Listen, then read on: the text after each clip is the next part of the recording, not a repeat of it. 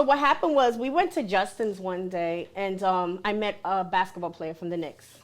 Because Sue's wasn't really popular, and, you know, nobody knew about Sue's, only the locals. So I went... And the drug dealers. And the drug dealers afterwards. Because we would tell our guys, like, we're at Sue's, we're not at Playhouse. So we went to Justin's. I don't know if you guys remember Justin's. And I met a basketball player from the Knicks, Kurt Thomas. And I was like, yeah, I work at this place called Sue's. Because, you know, the basketball players used to live in White Plains. The Knicks used to, so they were like, really? I'm like, yeah, you should come through. Not knowing he was really going to come through. So I'm giving a lap dance in the back. And the bouncers is like, China, Kurt Thomas from the New York Knicks is here. I'm like, yeah, I told him I work here to come by. And they're like, that's big. So once he stepped in, and he was by himself, he liked it. It was cool. He's a basketball player. Nobody's like on him and, you know, taking pictures. There was none of that. He was very comfortable there. He started telling the other players, you guys got to go to the spot.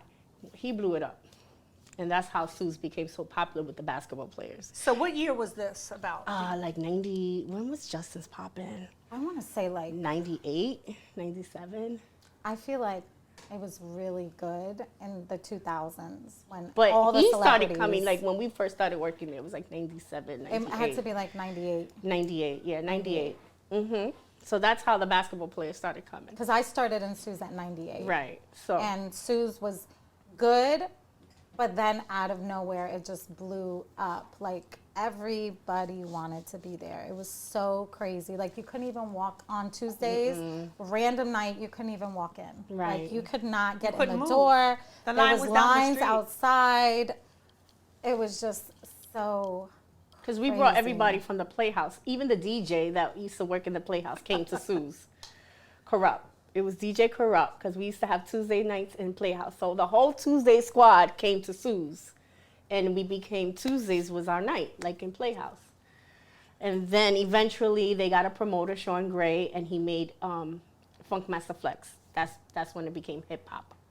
Is when he had Funkmaster Flex DJ for the first Latin time. night quickly became hip hop night. Right. But And they it never just went changed it. They crazy. always called it Latin Tuesdays. Latin Tuesdays, Yes, right. that was true. Yes.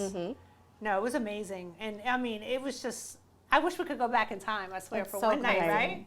I meet For one people night. and they're like, people that I didn't know back then, but like now I know them.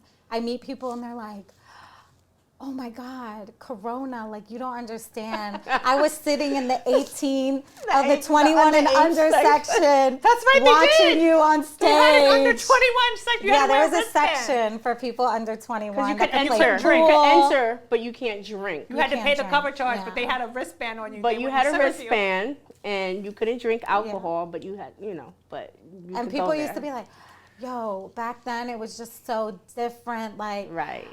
it was like you guys were like, it was like if to some people, we didn't experience that because we were living it.